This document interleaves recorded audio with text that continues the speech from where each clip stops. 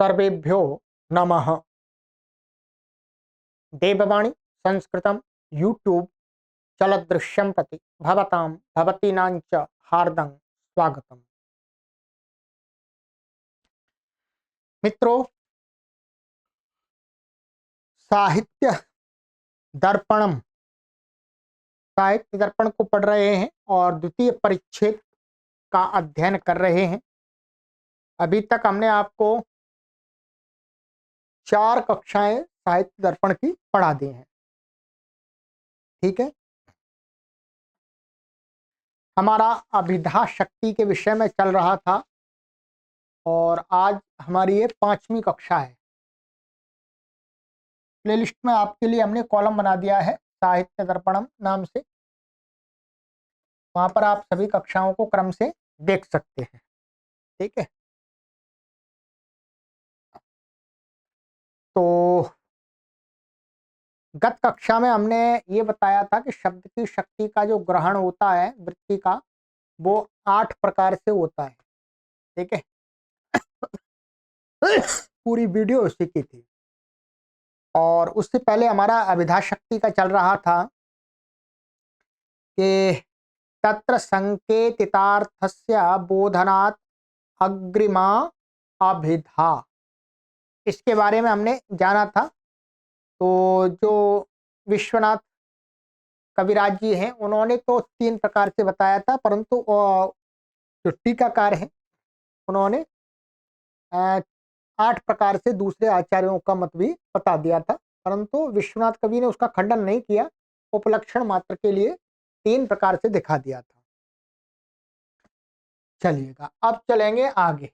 अभी अभिधा की और चर्चा होगी थोड़ी सी।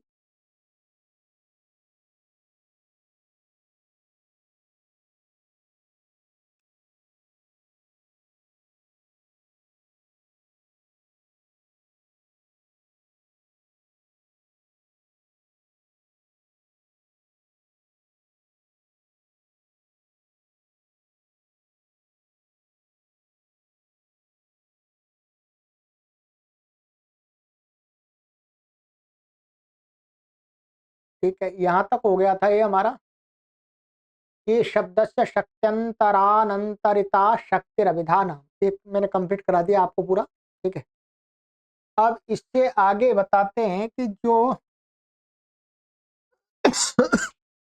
जो शक्ति ग्रह होता है, ठीक है,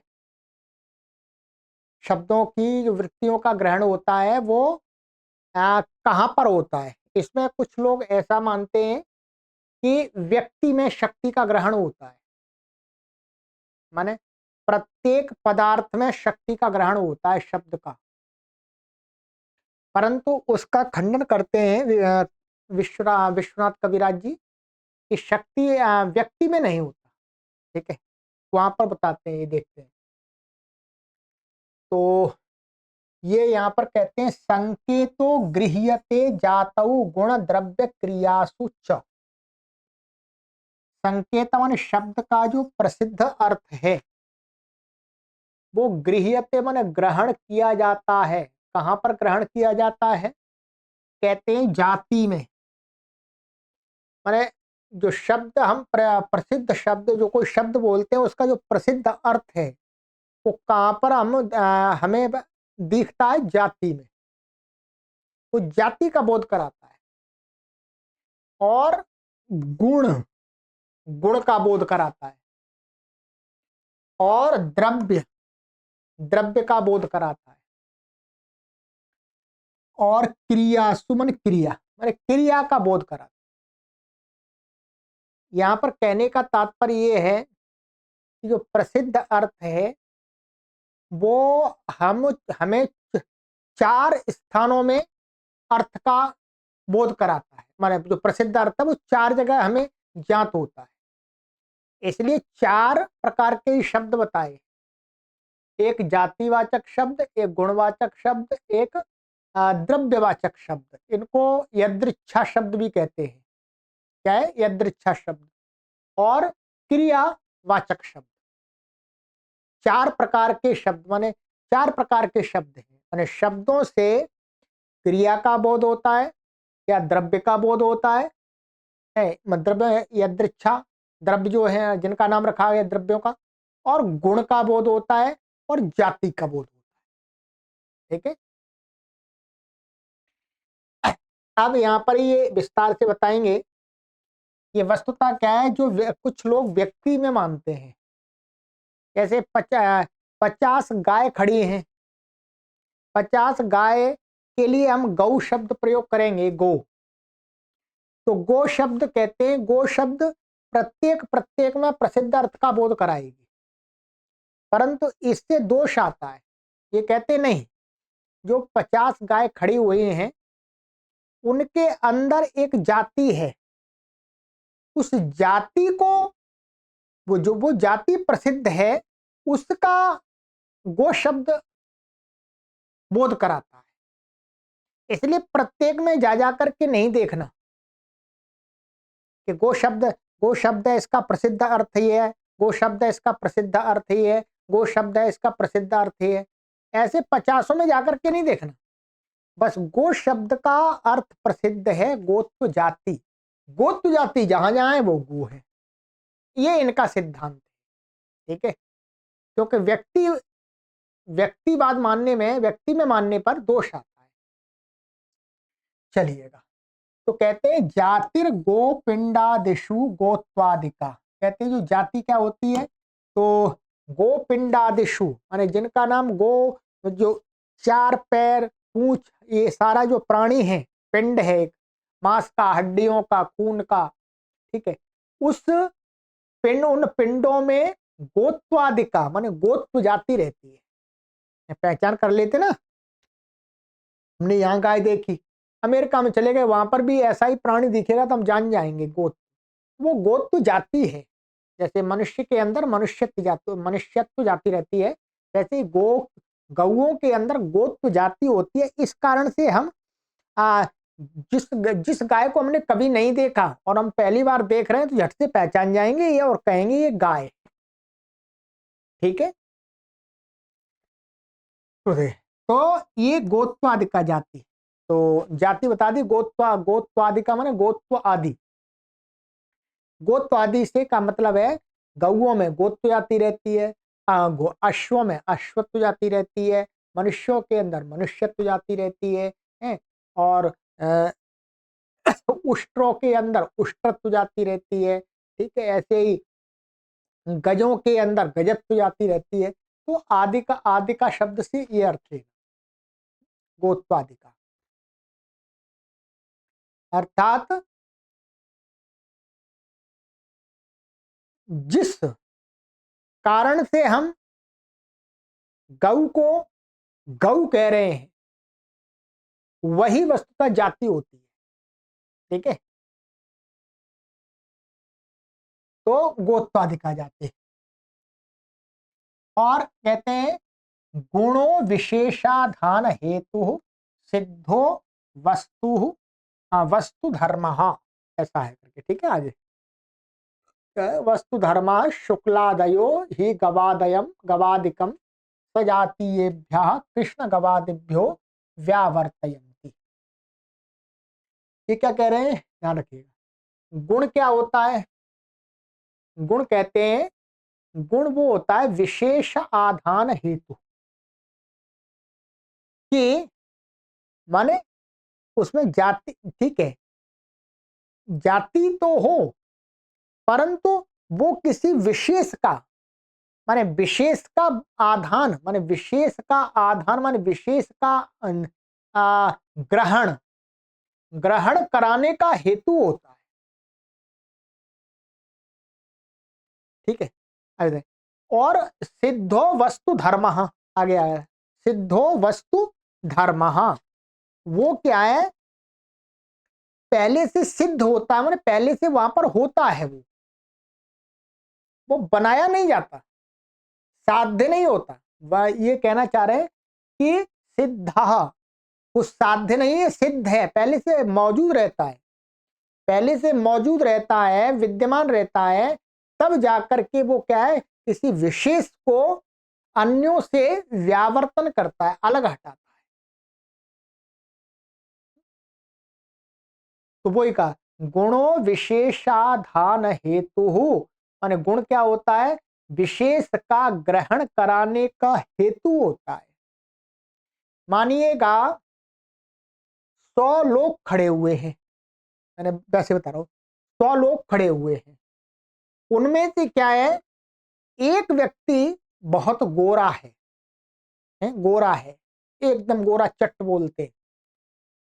तो अब क्या है, 100 मनुष्य हैं, मनुष्य कहने से तो सभी आ रहे हैं, परंतु गोरा मनुष्य कहेंगे, गोरा मनुष्य कहेंगे तो क्या है, जो दूसरे 99 जो मनुष्य हैं उनको हटा करके किसी एक विशेष का बोध कराएगा, क्योंकि वहां पर गोरा ये क्या हो गया, गुणवाची शब्द हो गया। तो विशेष का बोध करा रहा है, वो 99 को उसने हटा दिया, और वो गोरा क्या है, सिद्धा, वो उसमें पहले से है। ऐसा नहीं कि 100 मनुष्य खड़े कर रहे हैं, फिर हमें एक को छांटना है तो उसको पहले गोरा करेंगे, हैं उसको साफ करेंगे, ऐसा नहीं है। वो उसका धर्म पहले से ही होता है, सिद्ध धर्म है वस्तु का, माने सिद्ध धर्म का विद्यमान वस्तु का धर्म। ठीक है, तो अभी ये अपने आप उदाहरण देंगे। क्या कहते हैं आगे, कहते हैं जैसे शुक्लादयो ही गवादिकम सजातीयेभ्यः कृष्ण गवादिभ्यो व्यावर्तयन्ति। जो शुक्ल आदि शब्द है, शुक्ल अभी हम शुक्ल ले रहे हैं, शुक्ल आदि जो शब्द है वो क्या है, गवादिकम माने गौओं को, गवादिका गो अश्व आदि, आदि शब्द से यहाँ पर दूसरे जाति ले लेंगे तो अभी गाय। तो क्या है, जो शुक्लादि शब्द हैं, शुक्ल हो गया, रक्त हो गया, पीत हो गया, चितकबरा हो गया, ये आ गया। तो गवादिकम गो घोड़ गो गाय बैल भैंस आदि, उनमें सजातीयेभ्यः माने सजाती माने जैसे गौ का सजाती क्या है, गौ, अश्व का सजाती क्या है, अश्व है, महिषी का सजाती क्या है, महिषी, कुक्कुर का सजाती क्या है, कुक्कुर। सजाती माने अपनी जाति वाला है। मेरा सजाती क्या है, मनुष्य। भाई मैं मनुष्य हूं तो मेरा सजाती कौन होगा, जिसके मेरे अंदर मनुष्यत्व तो उसके अंदर भी मनुष्यत्व। ठीक है, यदि मैं अपने को छात्र कह रहा हूं तो छात्र की दृष्टि से मैं देखूंगा तो मेरा सजाती कौन होगा, दूसरा छात्र होगा। तो वही कहते हैं जो शुक्लादि गुण होते हैं वो क्या करते हैं, गवादिकम जो गौ आदि है उसको क्या है, सजातीयेभ्य माने अपनी ही जाति के, कृष्णा कृष्ण गवादिभ्य माने काली नीली पीली आदि गाय से व्यावर्तयंती माने अलग करते, विशेष करते। मानिएगा 50 गाय खड़ी हैं, 50 गाय में 2 गाय कैसी है, शुक्ल हैं, सफेद हैं, 10 गाय हैं काली, और 10 गाय हैं महरूम कलर की। ठीक है, नीली तो नहीं होती है, और 10 गाय चितकबरी, इस प्रकार से मानिएगा, पूरा यहाँ हिसाब नहीं लगाना। तो अब क्या है, गाय तो सारी है, अब जो शुक्ल हमने कहा, शुक्ल माने शुक्ल गाय माने सफेद गाय कहा, तो सफेद गाय कहने से किनका बोध होगा, जो वो सफेद 2 हैं उनका बोध होगा। जो 48 हैं, 48 हैं, वो उनको नहीं, वो हट जाएंगी। वो किस कारण से हटी, वो शुक्ल गुण के कारण से हटी। तो वही कहा, जबकि वो सभी सजाती हैं, तो जो गुण होता है वो अपने विशेष का बोध सजातीय को हटा करके करता है, विजातीय को नहीं हटाता। विजातीय तो अपने आप ही हटा हुआ है। भाई गौ कहने से घोड़े का तो ग्रहण नहीं होगा, पर गौ कहने से सभी 50 गायों का ग्रहण होता है, परंतु शुक्ल गौ कहने से जो शुक्ल है उसी का ग्रहण होता है। तो वही कहा, शुक्लादयो ही गवादिकम गौ आदि को सजाती अपनी जाति वाली जो है काली आदि गाय है उनको व्यावर्तयंती अलग कर देता है। ठीक है, और वो क्या है, वो शुक्ल आदि पहले से उसमें है, लाया नहीं जाता वो, ये ध्यान रखें। तो ये इन्होंने एक गुण की परिभाषा बता दी। गुणवाची शब्द कैसे होते हैं? ऐसे होते हैं।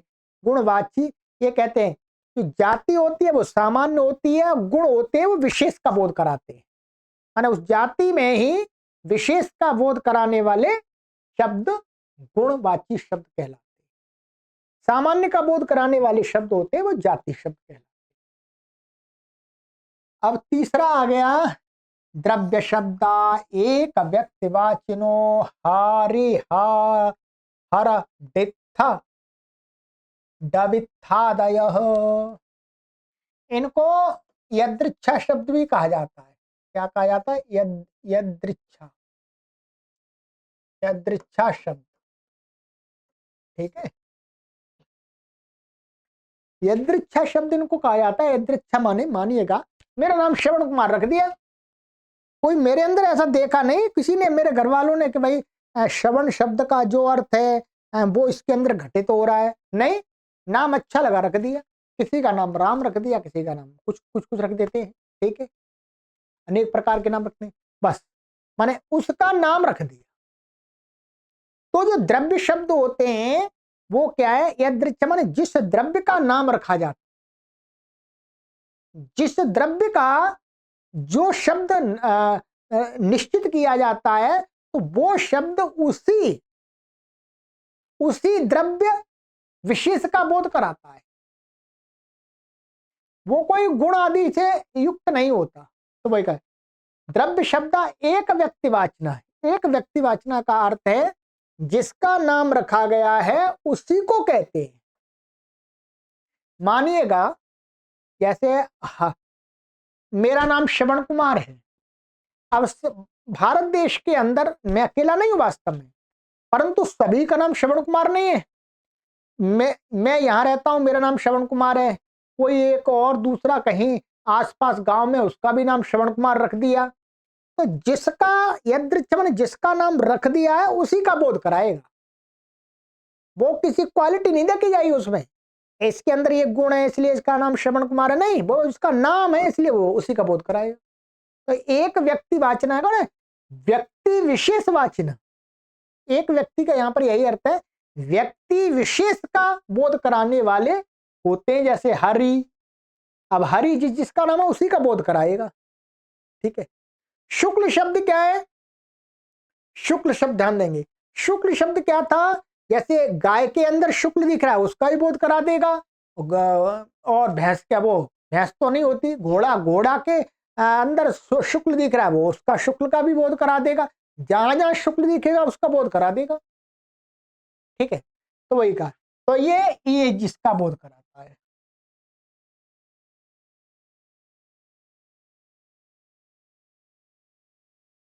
तो ये हो गया। तो प्रसिद्ध अर्थ, जो द्रव्यवाची शब्द होते हैं उनका द्रव्यों में प्रसिद्ध अर्थ की प्रतीति होती है। गुणवाची शब्द होते हैं उनकी गुणों माने प्रसिद्ध अर्थ की प्रतीति गुणों में होती है। और जातिवाचक शब्द होते हैं उनकी प्रतीति, उनका जो प्रसिद्ध अर्थ जाति हुआ करता है। ठीक है, जाति से वो बोध कराते हैं, ये कहना चाह रहे हैं। ठीक है, गो कहने से गोत्व जाति का बोध होता है, उस गोत्व जाति के माध्यम से हम पहचान लेते हैं ये सभी गाय हैं। शुक्ल या रक्त कहने से क्या है? जो जो शुक्लत्व जहां जहां दिखाई देता है उस शुक्लत्व के माध्यम से हम शुक्ल को पहचान लेते हैं। ऐसे ही जिन जिन का नाम जो द्रव्य का रखा गया है वो उन्हीं उन्हीं द्रव्यों का ग्रहण करा देता है, प्रसिद्ध अर्थ वो वही होता है। तो वहां द्रव्य में प्रतीति कराई जाती है, ये कहना चाह रहे। अब बच गया शेष क्रिया। तीन तो हो गए हमारे। अब आगे बता रहे हैं कि क्रिया साध्य रूपा वस्तु धर्मा पाका। पहले कहा था कि जो गुण होते हैं वो तो सिद्ध होते हैं, माने पहले से ही विद्यमान होते हैं, परंतु जो क्रिया है, क्रिया यहां पर क्या है? साध्य रूप कही है। क्रिया सिद्ध की जाती है, वो पहले से तैयार नहीं होती। क्रिया साध्य रूप होता है। क्या वस्तु धर्मा माने पदार्थ के जो पाकादि क्या है, ये साध्य धर्म है। जो क्रिया वस्तु माने क्रिया वस्तु का साध्य रूप है, सिद्ध रूप नहीं है। हम जब कहते हैं पाक, पाक का मतलब जो पका हुआ जिसको पकाया गया है, माने साध्य माने सिद्ध किया गया है, तो वही पाकादयः। येषु ही कहते हैं इनमें ही, ठीक है, येषु ही अधिशयणा वैशयणांतादि पूर्वा परिभूतो, ठीक है, यहां देख देते, व्यापार कलापः पाकादि शब्द वाच्य, ठीक है। ये कहते हैं कि इन्हीं में, क्या, इन्हीं में अधिशयन आदि, अधिशयन का अर्थ होता है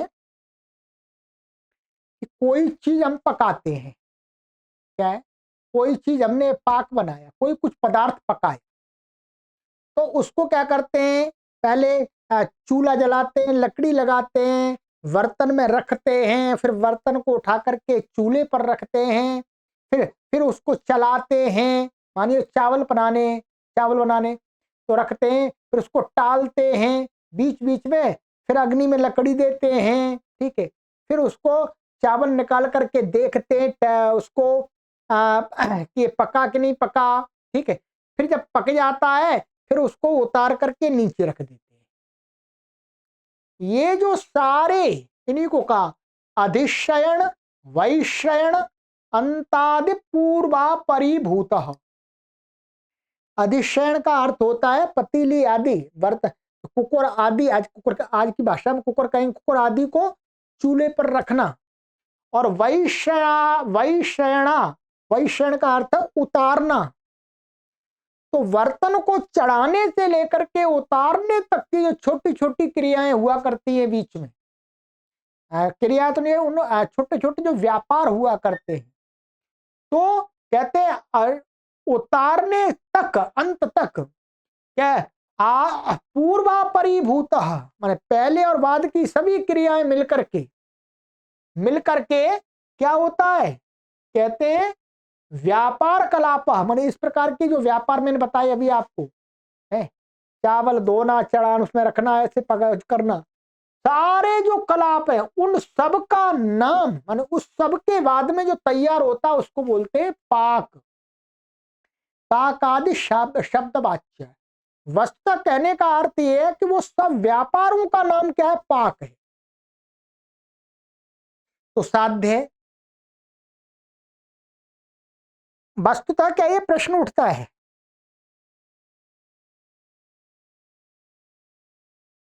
ये प्रश्न उठता है कि जब कोई व्यक्ति कुछ पकाता है तो उसमें पाक आदि क्रिया क्या है। तो वहां पर यह कहा कि पाक आदि क्रिया किसी एक का नाम नहीं है, ये छोटे छोटे छोटे छोटे अनेक व्यापार मिलकर के पाक आदि शब्द के द्वारा कहे जाते हैं। ठीक है, ये यहां पर इन्होंने बताया। ठीक है,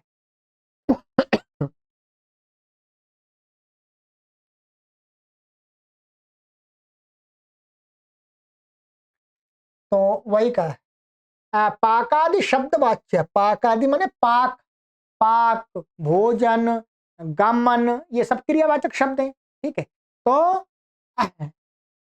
चलना, चलना किसका नाम है, चलना भाई कोई भी प्राणी है वो एक स्थान पैर उठाता है, रखता है आगे, इस सब का नाम, तो प्रयत्न हो रहा है, तो जमीन है और ये पैरों का मुड़ना, ये सारा कुछ जो व्यापार है उसका नाम गमन है।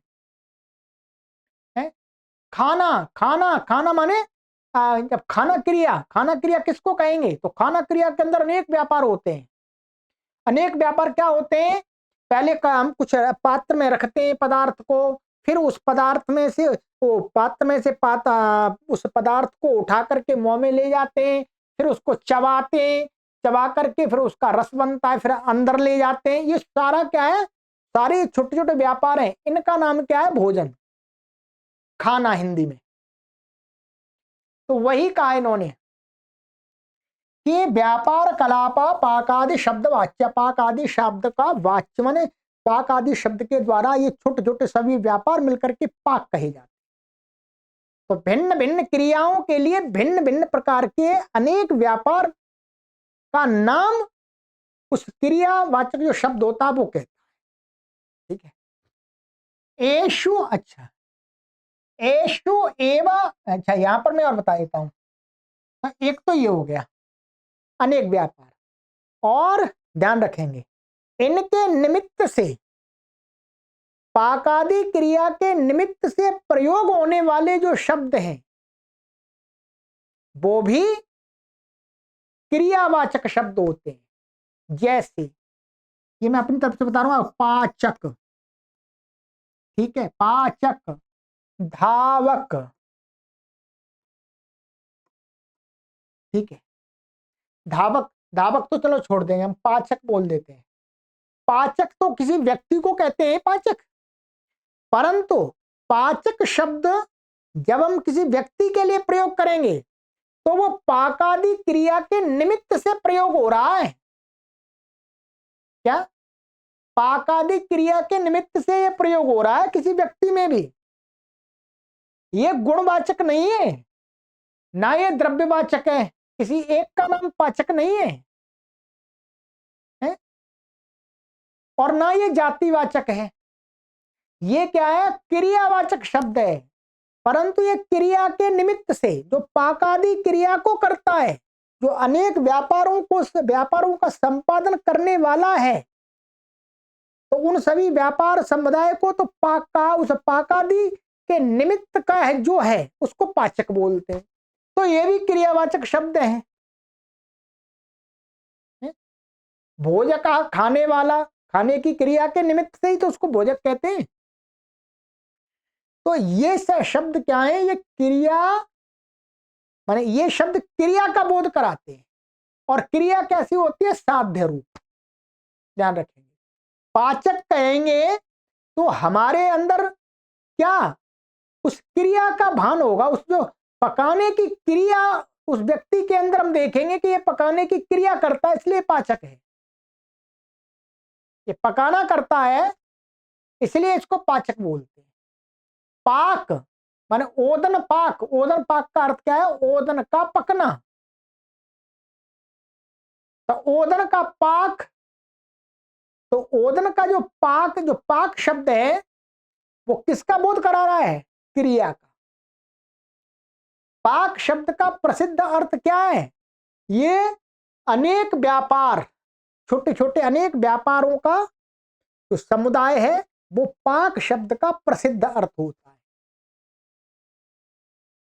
ठीक है, तो वही का, अब ये कहते हैं कि एषु हे एव व्यक्तेः उपाधिषु संकेतो गृह्यते, माने इन व्यक्तियों में ही, क्या, इन व्यक्तियों में ही माने अनेक व्यक्तियों में, एक में नहीं, इन व्यक्तियों में ही उपाधिषु माने एषु एव व्यक्तियों ने, ऐसा ऐसा करना चाहिए, एषु एव व्यक्तेः उपाधिषु माने व्यक्ति के इन धर्मों में,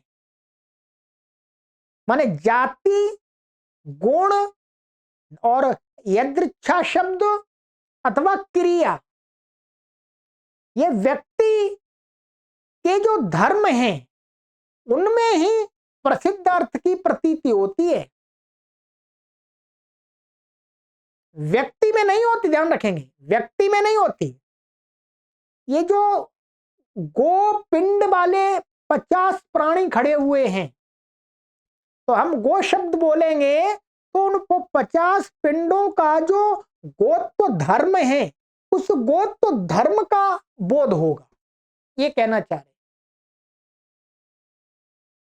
ठीक है, जैसे ऐसे इसी प्रकार से शुक्ल, जिसके अंदर शुक्ल शुक्ल है, उस शुक्ल का बोध होगा शुक्ल शब्द से। तो शुक्ल क्या है? वस्तु का धर्म है, वो वस्तु के अंदर रहता है। ऐसे ही वो यदृच्छा शब्द वाला द्रव्यवाचक वाला द्रव्य, जिसका नाम रख दिया है वो उसका धर्म हो गया वास्तव में। यहां पर माने इसका नाम रमेश रमेश रमेश रख दिया, तीन का नाम। तो ये रमेश वास्तव में इसके अंदर जो इसका नाम रखा गया है, यहां थोड़ा समझने में आपको कठिनाई हो सकती है, पर कोई बात नहीं है। तो रमेश रमेश रमेश उसका बोध नहीं होगा, उसका जो विशेष बोध जो नाम रखा गया उसका यदृच्छा, उसके द्वारा उस व्यक्ति का बोध होगा, ये कहना चाह रहे। ऐसे ही क्रिया, पाक आदि क्रिया, पाक आदि क्रिया क्या है? जैसे ओदन की यदि पाक क्रिया है तो हम उसको बोले ये भी पाक है। फिर हमने सब्जी वेजिटेबल की पाक क्रिया, वेजिटेबल को पकाया, उसको भी कह देंगे पाक।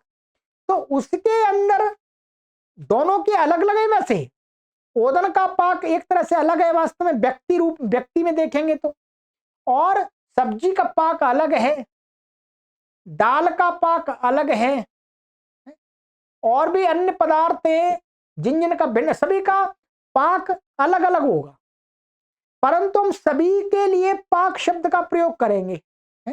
शाक पाक, ओदन पाक, ठीक।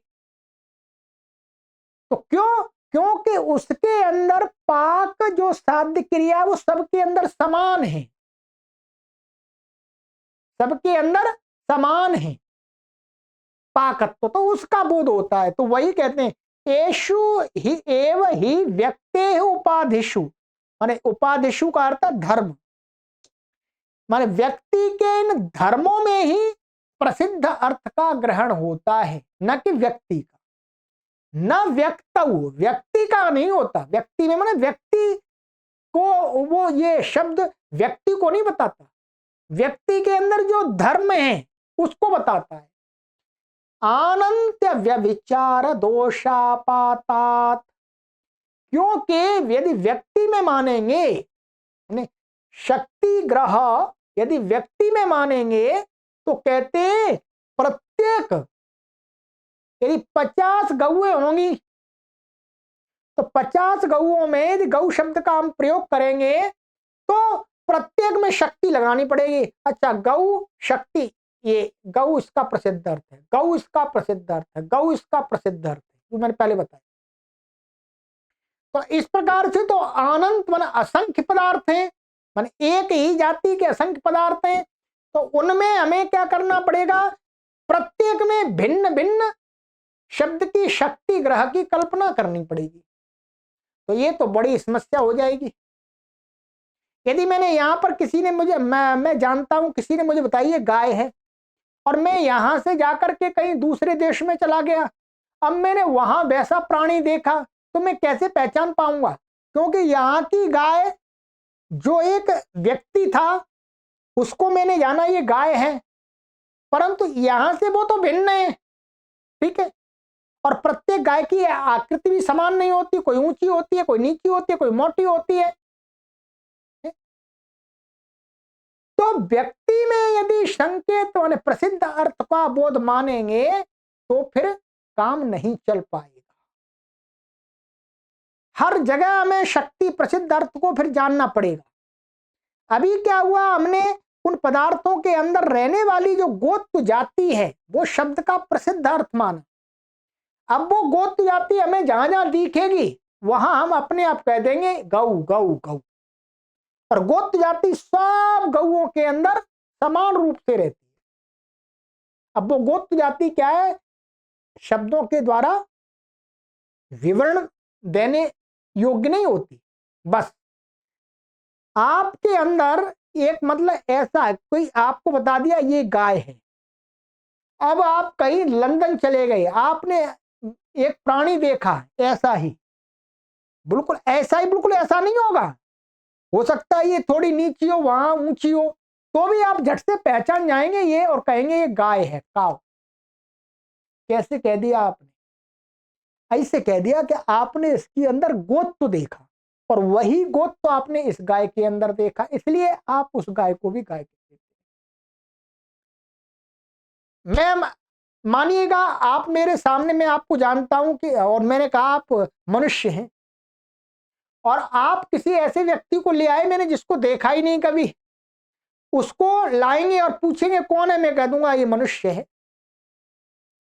मुझे कैसे मालूम पड़ा कि ये मनुष्य है?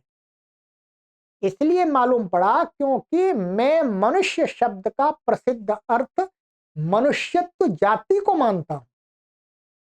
मुझे मनुष्य शब्द के द्वारा मनुष्यत्व जाति का बोध हो रहा है, और वो मनुष्यत्व जाति मैं आपके अंदर भी देख रहा हूं, और किसी नए व्यक्ति को ला करके आपने खड़ा किया उसके अंदर भी मेरी बुद्धि देख रही है, पहचान रही है।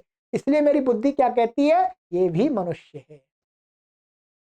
ये काफी चिंतन वाला विषय है, वैसे गहराई में जाएंगे तो ठीक। तो व्यक्ति में यदि शब्द शक्ति का ग्रह मानेंगे, शक्ति का ग्रह मानेंगे, तो फिर अनेक दोष माने अनंत व्यभिचार दोष। एक को जानने पर फिर हम दूसरों को नहीं पहचान पाएंगे, उसको भी पहचानने के लिए फिर हमें पूरी प्रक्रिया अपनानी पड़ेगी। कोई हमें बताए कि हाँ ये भी गाय है, तब हम कहेंगे ठीक है ये भी गाय है। फिर इस प्रकार से अभी जाति में मानने से कोई परेशानी नहीं होती। हम संसार में कहीं पर भी जाएं, आराम से हम अपने आप कहते हैं गाय है, मनुष्य है, घोड़ा है, बैल है, गधा है, कुत्ता है, बिल्ली है, आराम से कह देते हैं, और सही होता, प्रसिद्ध अर्थ उसका वही होता है। तो ये कह दिया, ठीक है। तो ये हो गया हमारा, ध्यान रखेंगे क्या, अभिधा शक्ति। अभिधा शक्ति कह सकते हैं इसको, अभिधा वृत्ति। अभिधा वृत्ति माने जिसके द्वारा शब्द का प्रसिद्ध अर्थ का बोध होता है, वो शब्द की अभिधा शक्ति होती है। ठीक। अब दूसरी वृत्ति हमारी क्या बताई थी? लक्षणावृत्ति। अब अगली कक्षा में लक्षणावृत्ति पर बात करेंगे। अथा लक्षण, ये भी बहुत मजेदार है। शब्द में लक्षणा शक्ति भी होती है, परंतु जब शब्द का हम प्रयोग करते हैं तो सबसे पहले किस ओर हमारा ध्यान जाता है? उसकी अभिधा शक्ति से प्रसिद्ध अर्थ का बोध होता है। यदि फिर प्रसिद्ध अर्थ का बोध वहां पर नहीं दिख रहा, फिर यह लक्षणा काम करती है। तो ये आगे की कक्षा में देखें, ठीक है। चलिएगा, बहुत अच्छा, आपको अधिक ज्ञान हो रहा होगा, परंतु ये दार्शनिक विषय है, ठीक है। धीरे धीरे आप पढ़ेंगे तो आपको धीरे धीरे क्लियरिटी आएगी, ठीक है। तो आप अपने मित्रों को भी शेयर करते रहिएगा। इस साहित्य दर्पण के अंदर जो मुख्य मुख्य बिंदु हैं, उन सभी पर हमें विचार करना है। सभी को सादर नमस्ते। ओम।